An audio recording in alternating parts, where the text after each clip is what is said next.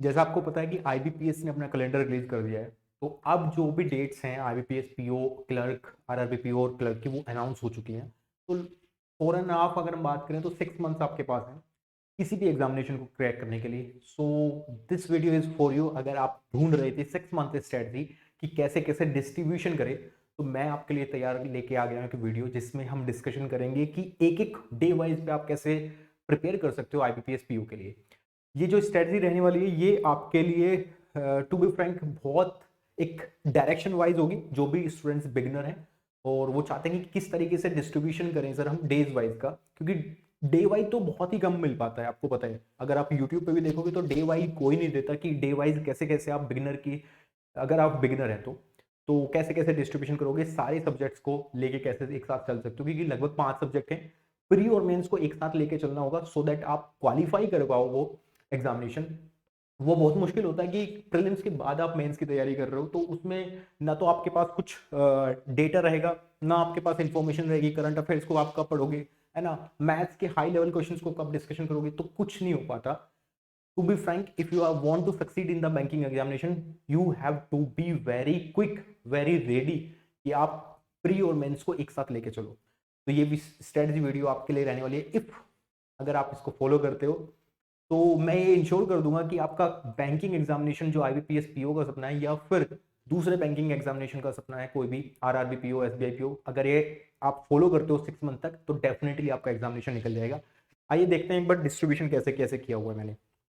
अगर आप ध्यान से देखोगे तो मैंने कुछ इस तरीके से डिस्ट्रीब्यूशन किया है। अगर आप देख पा रहे हो अभी, तो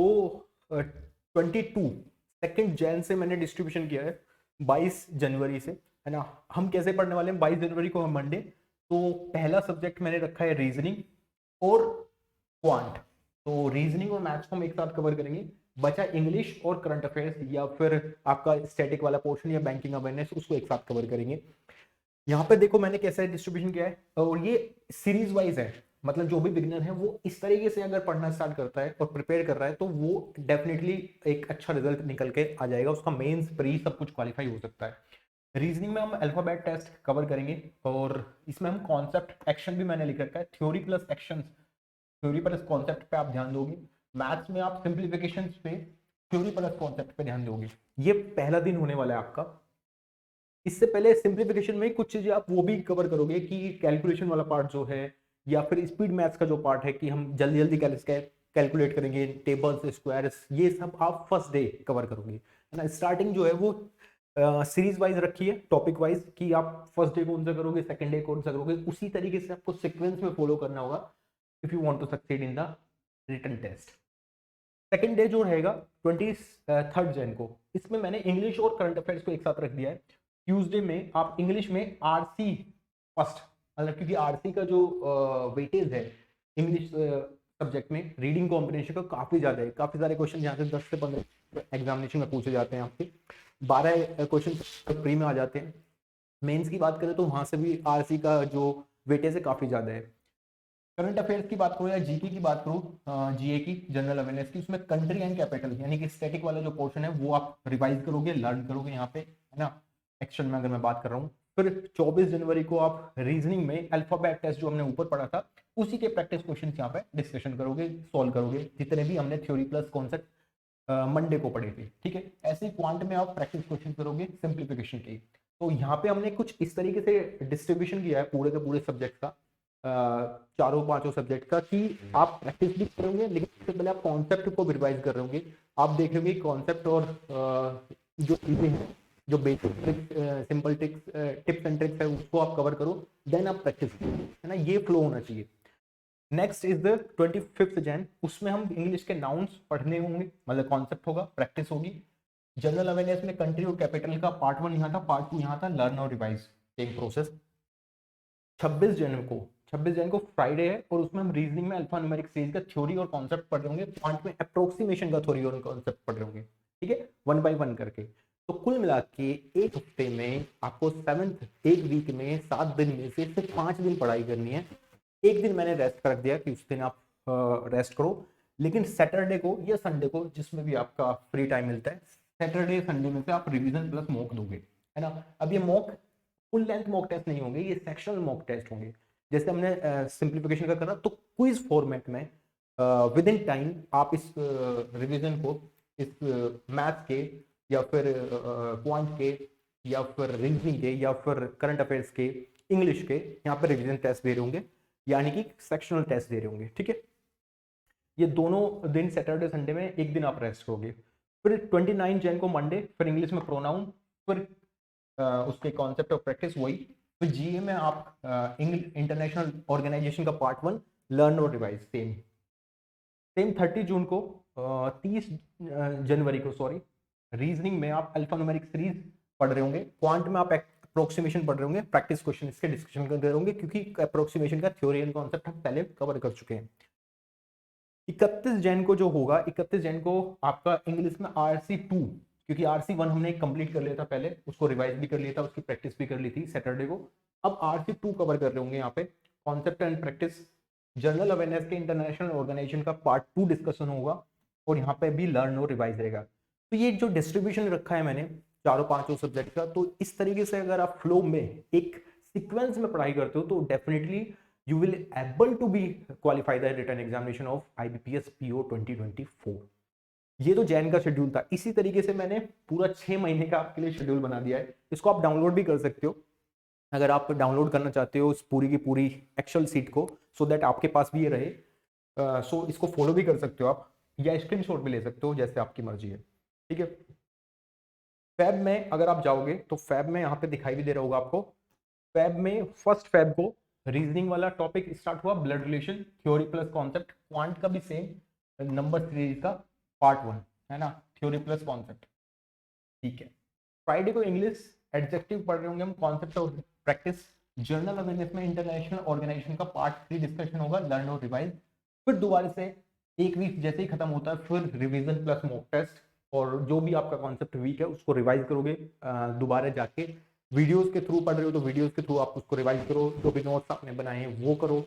अगर ये फॉलो करते हो आप 6 मंथ, तो डेफिनेटली आप एक अच्छी लीड पे पहुंच जाओगे, आप अच्छे एज पे पहुंच जाओगे दूसरों से, क्योंकि if you are able to compare with anyone, क्योंकि एक कॉम्पिटिटिव एग्जामिनेशन है IBPS PO को, तो अगर आपको सक्सीड करना है तो आपको दूसरों से अच्छा होना पड़ेगा। You have to compete with yourself कि हाँ मैंने अच्छा कर लिया है, अब मैं कहीं नहीं जाने वाला हूँ, अब मेरा रिटर्न टेस्ट जो है वो क्वालिफाई होगा। सेम एज फैब को, 5th फैब को आप रीजनिंग में ब्लड रिलेशन पढ़ रहे होंगे, क्वांट में नंबर सीरीज, फिर उसके प्रैक्टिस क्वेश्चंस डिस्कशन कर रहे होंगे। सेम ट्यूसडे में इंग्लिश में RC3 कॉन्सेप्ट रिवाइज किया, क्योंकि RC के 2 हो चुके हैं। फिर जनरल अवेयरनेस में आप ट्रीटीज 1, क्योंकि ट्रीटी भी पूछी जाती है कि इसकी ट्रीटी किसके साथ हुई, तो वो ट्रीटी वाले क्वेश्चंस भी आते हैं, तो स्टैटिक वाला पोर्शन पहले कवर कर रहे हैं, साथ में साथ करंट अफेयर्स भी इसमें इंक्लूड होती जाएंगी। अब थ्योरी लर्न और रिवाइज किया आपने, ठीक है। रीजनिंग में कोडिंग डिकोडिंग स्टार्ट हुआ, यहाँ थ्योरी प्लस कॉन्सेप्ट, क्वांट में quadratic equation theory plus concept. तो मैंने कुछ इस तरह से डिस्ट्रीब्यूशन बनाया चारों सब्जेक्ट्स का, कि आप क्यूआरई वाले तो चल ही रहे हैं साथ साथ, तो दो दो का करके बनाया। तो मैथ्स और रीजनिंग को एक साथ इसलिए वजह से लिया है, सो दैट आपका होच पोच बना हो पूरा दिन।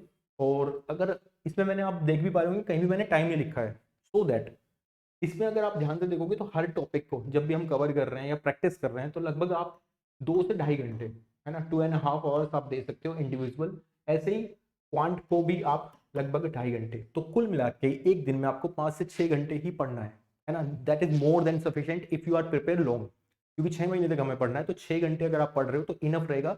6 घंटे 6 महीने तक पढ़ना है, आराम से क्लियर होगा, है ना। बस फॉलो करनी होंगी आपको ये टिप्स, ये ट्रिक्स, ये पैटर्न पूरा का पूरा। क्लियर है, आगे बढ़ते हैं। इंग्लिश में अब आप एडवर्ब पढ़ रहे होंगे, कॉन्सेप्ट प्रैक्टिस वही सेम चलेगा। और जीए में आप ट्रिटी 1 को कवर कर रहे होंगे, है ना।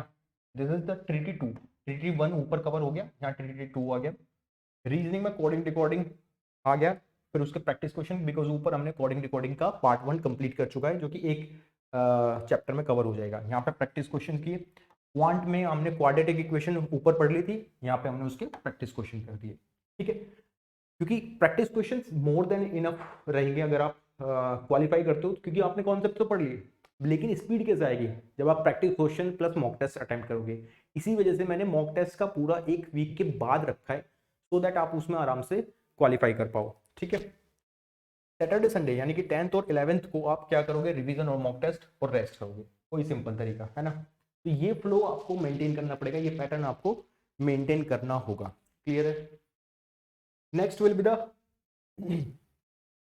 12th फेब में आप क्या करोगे, इंग्लिश वाला पार्ट करोगे, RC4 को अटेम्प्ट करोगे, कॉन्सेप्ट प्लस प्रैक्टिस और general awareness, static fact of India, है ना, पार्ट 1 डिस्कशन करोगे, लर्न और रिवाइज करोगे।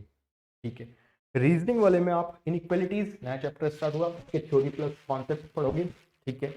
क्वांट में %1। अब यहाँ से के बाद बेसिक वो आने लगा। में आप परसेंटेज का पार्ट 1 डिस्कशन करोगे, उसमें थ्योरी प्लस कॉन्सेप्ट रिवाइज करोगे। जैसे हमने ये देख लिया, फिर खत्म हुआ, उसके बाद वर्ड जो भी हम करना चाहते हैं, है ना, इसी तरीके से पैटर्न में फॉलो करना है आपको, सो दैट आपका सीरीज में पूरा का पूरा पोर्शन भी कवर होता रहे, साथ में उसकी प्रैक्टिस भी होती रहे। एक प्रैक्टिस सेशन मैंने हर एक जैसे चैप्टर फिनिश होता है उसके बाद रखा है। लास्ट में सैटरडे संडे में से किसी भी एक दिन आप मॉक टेस्ट दोगे, एक दिन रेस्ट करोगे, सिंपल। तो कुल मिला के 6 मंथ तक लगभग आपको 6 महीने तक ये फॉलो करना है पूरा पैटर्न, और लगभग 6 घंटे के आसपास आपको पढ़ना है ना। तो ये फॉलो कर लोगे तो इनफ रहेगा, और आराम से आप बैंकिंग एग्जामिनेशन यानी कि IBPS PO 2024 को क्लियर कर पाओगे। नेक्स्ट विल बी द, अगर हम यहाँ देख रहे हैं तो इंग्लिश में वर्ब, क्योंकि नया चैप्टर स्टार्ट हुआ है, RC बीच बीच में रखे गए हैं, है ना, क्योंकि RC अगर आप लगातार पढ़ते रहोगे तब भी बोरियत फील होने लगती है बहुत सारे स्टूडेंट्स को। तो RC बीच बीच में रखने का रीजन यही है कि आपको बोरिंग ना फील हो। वर्ब क्योंकि ये सारी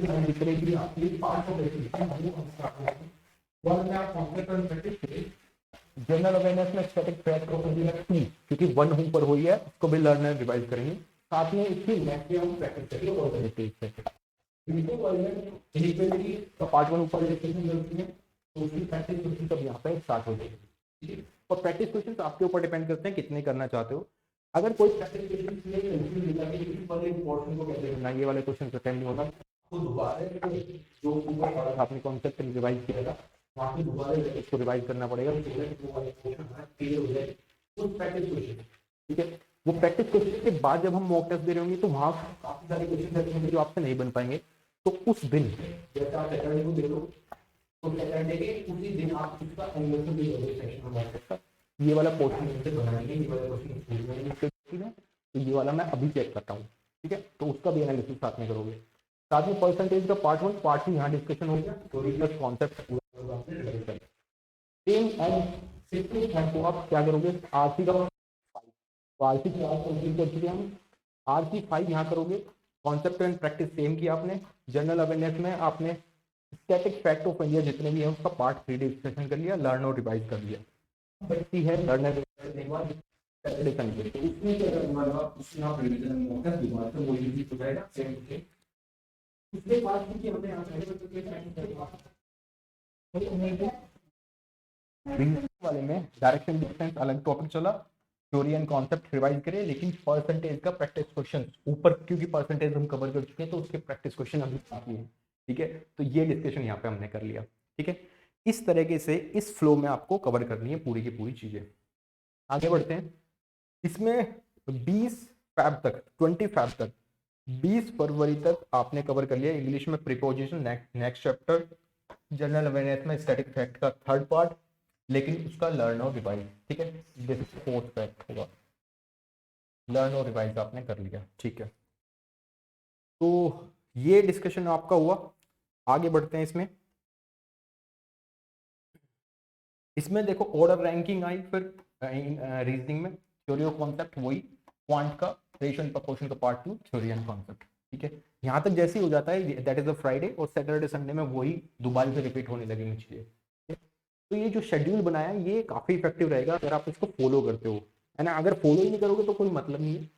फॉलो करने के लिए मैं आपसे बोल रहा हूँ, अगर आप बिगिनर हो तो, क्योंकि भी आप लगभग 6 घंटे आप दे पाओगे पूरे दिन में, और 46 नोट की बहुत ज़्यादा है, बहुत कम है, इनफ है, क्योंकि 6 महीने तक कवर करना है ना।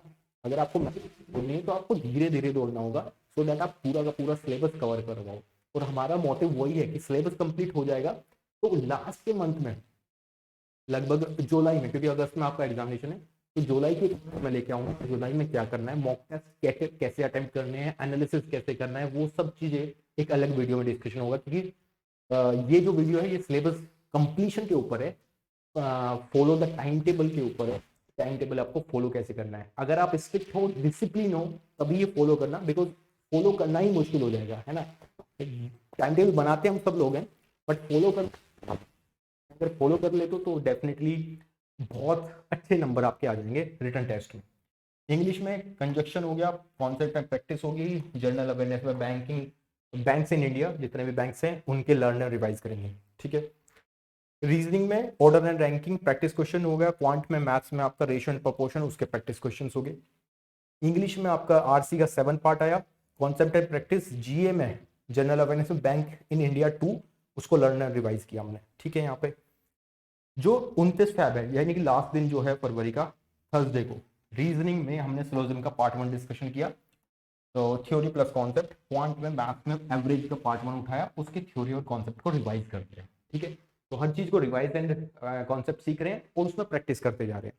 तो ये फ्लो आपका अगर बन जाता है तो काफी अच्छे से आप क्लियर कर पाओगे एग्जामिनेशन को, ठीक है। अब मार्च में हम पहुंच गए हैं, तो मार्च को अगर आप देख रहे हो तो मार्च में, 1 मार्च में अगर आप देख रहे हो तो 1 मार्च को है फ्राइडे, इंग्लिश इंटरजेक्शन उठाया हमने, कॉन्सेप्ट और रिवाइज कर दिया। ये कहाँ से करोगे, ये भी बहुत सारे स्टूडेंट के मन में डाउट होता है।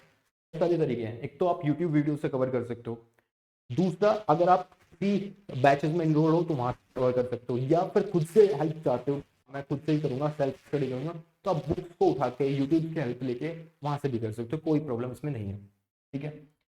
जनरल अवेयरनेस में इंटरनेशनल स्टॉक एक्सचेंज लर्न और रिवाइज किया। अब सैटरडे संडे को दोबारा वही रिवीजन और मॉक टेस्ट हो गए दोबारा से, है ना।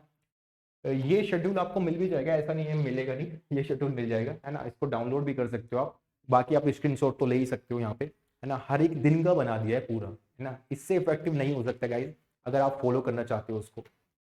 मंडे को रीजनिंग सिलोजिज्म 2, हर एक टॉपिक इसमें कवर रहेगा। क्वांट में आपका एवरेज पार्ट 2 आ जाएगा, थ्योरी और कॉन्सेप्ट इसमें रहेंगे, ठीक है।